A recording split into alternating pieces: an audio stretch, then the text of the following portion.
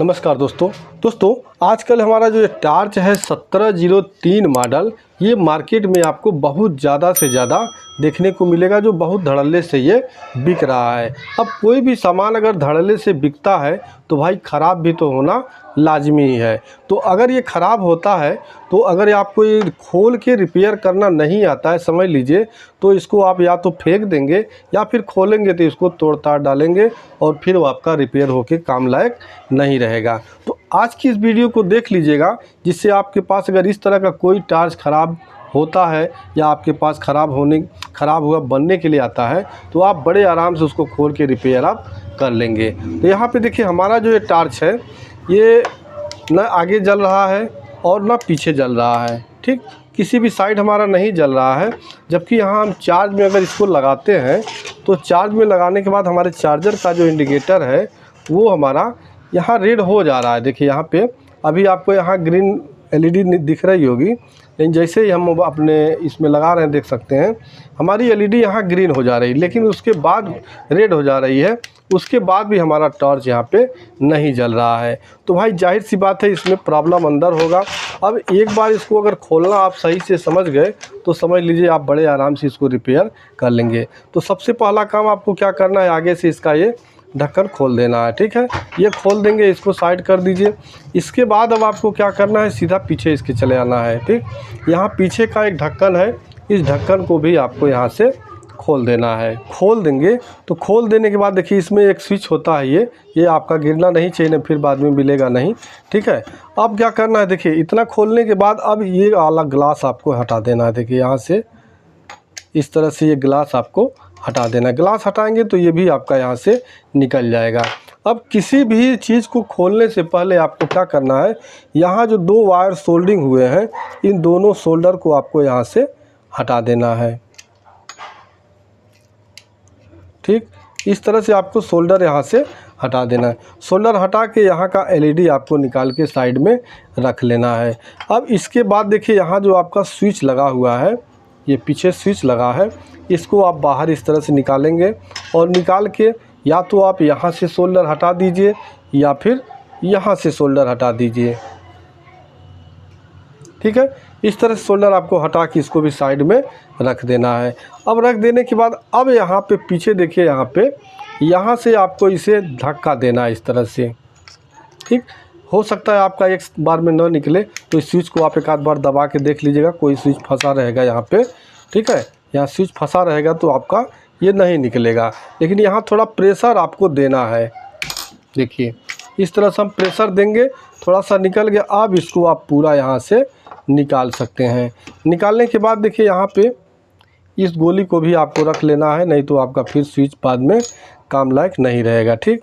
यहाँ इतना निकल जाने के बाद अब यहाँ पे जो देख सकते हैं यहाँ पे आपका बैटरी लगा हुआ है, इस कैप को भी आप यहाँ से खोल सकते हैं, ठीक। कैप को खोल देने के बाद यहाँ देखेंगे आपका चार्जिंग पिन लगा हुआ है, ये रजिस्टर लगा के आपका इस एलईडी को जलाने के लिए ये लगा हुआ था। उसके बाद इसी स्विच से हमारा यहाँ पे वोल्टेज जा रहा है जो हमारे सामने वाले ग्लास को जलाएगा, एलईडी को जलाएगा, ठीक है। तो अब खोल लेने के बाद चूँकि हमारा जल नहीं रहा, सबसे पहला काम हमें क्या करना है, अपने बैटरी को चेक करना है कि हमारी बैटरी कितने वोल्ट करंट बचा हुआ है, ठीक। हो सकता है हमारा बैटरी ख़राब हो और चार्जिंग ले रहा हो लेकिन वो मतलब उसका चार्जिंग स्टोर नहीं हो रहा हो, ठीक है।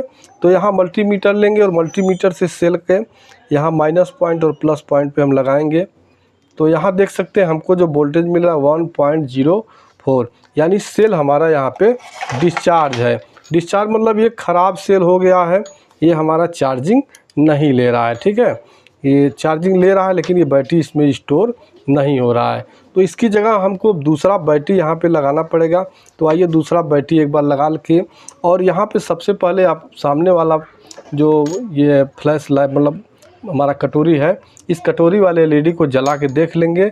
उसके बाद पीछे वाला तो हमारा लिए जलेगा ही। अभी दोस्तों हमने यहाँ दूसरा बैटरी ले लिया, ठीक है। दूसरे बैटरी का एक बार वोल्टेज चेक कर लेंगे, क्योंकि अगर ये भी हमारा इसी तरह डिस्चार्ज रहेगा तो फिर बैटरी लगाने का कोई फ़ायदा तो नहीं होगा। तो यहाँ पे हमारे इस बैटरी का जो वोल्टेज है वो 3.59 आ रहा है, ठीक है, यानी ये हमारा बैटरी काम करेगा।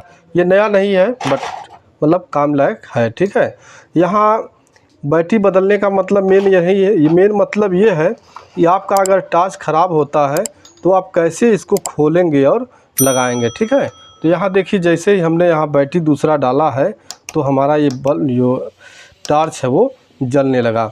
अब यहाँ पे सेल हमारा थोड़ा सा हिल जा रहा है। ठीक है, यहाँ पे देखिए सेल हमारा थोड़ा डिस्कनेक्ट हो जा रहा है।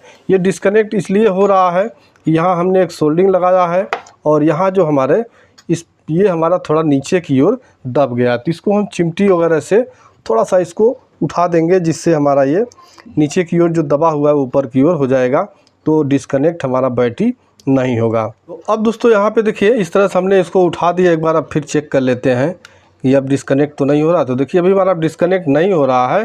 ठीक है, तो अब अगर इसमें आपका मान लीजिए चार्जिंग का प्रॉब्लम होता है, आपका चार्जर कनेक्ट नहीं होता, तो इस चार्जिंग पिन को आपको चेक कर लेना। यहाँ पे माइनस और प्लस पे वोल्टेज चेक कर लेना है। पीछे वाला एलईडी नहीं जलता तो एलईडी चेक कर लेना और इस रजिस्टर को चेक कर लेना है कि सही से कनेक्ट है या नहीं कनेक्ट है।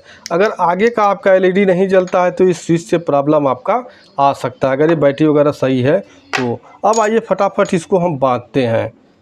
अब दोस्तों बांधना वही सेम प्रक्रिया है, आपका ये कैप लगा देना है। ठीक है, ये स्विच भी आप बदल सकते हैं, बड़ी इजीली सब मार्केट में मिल जाता है।